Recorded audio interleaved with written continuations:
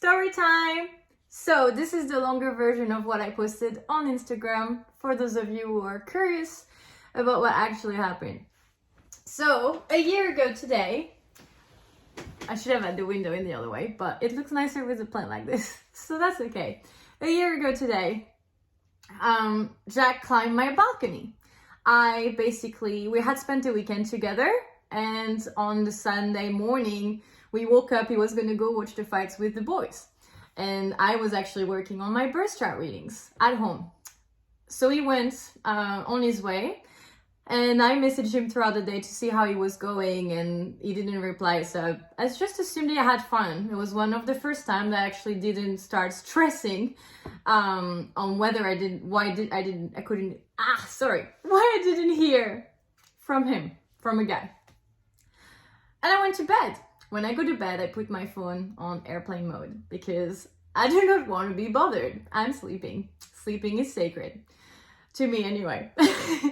So, I wake up at 2 a.m., 2:30, and I hear someone trying to get in the balcony that is in the living room. At this point, I was living with my best friend Kale, who does fly in, fly out, which means that she does 2 weeks on, 2 weeks off, where she goes to work. And she was at work.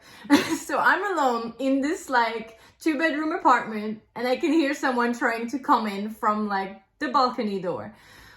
So I freak out because that's the kind of person I am, and I just grab my coat, put some boots on, grab some money on the desk or something, and then start leaving through the front door. And as I start opening the front door, I hear knocking, and I'm just like, that is not what someone that's trying to rob me or attack me would do. So I very slowly started going back to the balcony door, and I found Jack. He was just there, waiting. He was a little bit drunk, like we expect that. But my heart was so full in that moment. I was just like, oh my God, he just climbed 2 stories for me just to see me in the middle of the night because my phone was dead or off. And it just really made me realize, like, I love this guy, which is huge for me, as I explained, because I am currently 28. Turning 29 in September, actually. And since I met Jack, I had never been in a serious relationship or even in love before. I was completely blocked. I had a lot of blocks that I've talked about as well before and that I've cleared in the last year when I manifested my partner as well. So because I was deeply unavailable, I had a lot of unfinished connections that left me even more in pain than before, because I always hoped that it would bloom into something and it never did. So when this happened, which I had manifested because, and I am really meaning this, I had joked about this before. I even have a post on Instagram where I was talking about basically being empowered and like leaving connections in the past. And I put like a random funny caption. I think it's a meme that I've seen around that said something like, oh yeah, I blocked you, but you didn't try to email me or come or climb my balcony with flowers and the guitar. And then I wrote a long caption about how we're always expecting this kind of gestures out of fairy tales when society conditioned to expect fairy tales, but fairy tales don't exist. That's not human nature. Like, we're all flawed and we all have to accept that, and we're gonna love people despite or because of their flaws, because we have them too. Everyone has shadows and lights. Everyone has demons that they not only need to learn to live with, but befriend, because they will just bring out more light.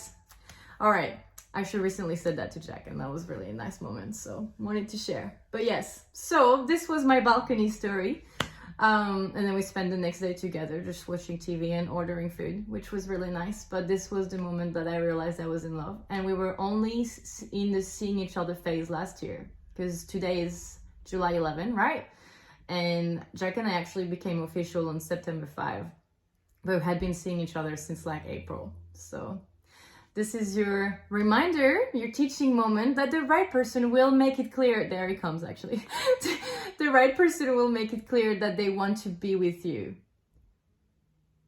if you're feeling if you're left confused or wondering what this connection means to you, ask yourself, does this make my heart feel full or empty? Because the truth is, you will know when it's not right.